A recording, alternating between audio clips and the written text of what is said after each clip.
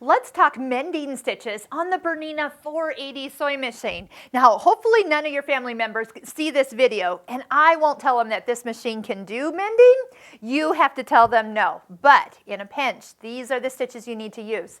Stitch number 22 and stitch number 23. So these are really easy to do. I'm going to start with 22. This one you just use with the regular presser foot, and then you get to control how long maybe the area is that you're trying to mend. Once we start, if there's a rip right here, I'm going to be starting in the upper left corner of that opening. You do need to have something behind that rip, some iron-on interfacing, another piece of fabric. So I'm going to just for today kind of do just that. Once I get started, the first line of stitching, it's going to be counting how many stitches forward I will be going. So after a couple stitches, I won't make a very long one, you'll notice that the reverse button starts to blink on the screen. So reach down when it's the length you want, touch the reverse button, and then just continue to sew.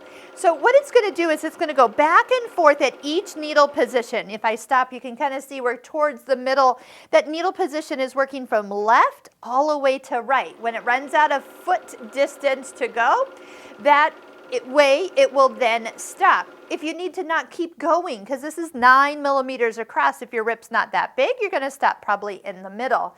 Then if you have another rip to do, just remember you can touch the pattern begin button on the front of the machine, right there where that circle is, and that will actually give us what we need to do. Now, one thing to note here is that usually when you do the stitching, let me go ahead and cut, is that it does travel it down just a little bit than where it needs to go. So sometimes you do see that little angled bit. And then it does say auto. So if I do need to do that same length again, meaning I need to come further this way, I can start again kind of in the upper left corner of where I was, overlap a few stitches, and keep working as far as that rip continues. The other one here, stitch number 23, is a stitch that actually has kind of and I'm going to clear everything out, so I'll be recording my new length with this one. It's going to start off with some stitches that are kind of an overlapping, kind of a serpentine stitch down the middle. So as it starts, and I'll just go ahead and stop, and I can return or push the button for when it needs to go back and forth. Now, once again, I'll want to continue this, but I want to show you what it looks like before it all covers up. So first thing it does is it goes back and forth, back and forth. As soon as I touch the reverse button, it started to go back and forth vertically, and it would come all the way over and cover that up. So that's great, especially if you have a lot of frayed edges that you're trying to cover.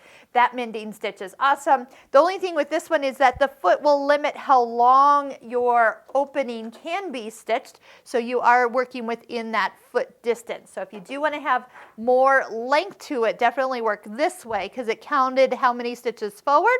So if I had, say, 40 stitches forward, then it would do 40 back and forth until it was completely done or until you stopped it. But both are going to give you a wonderful looking mending stitch when you're completed.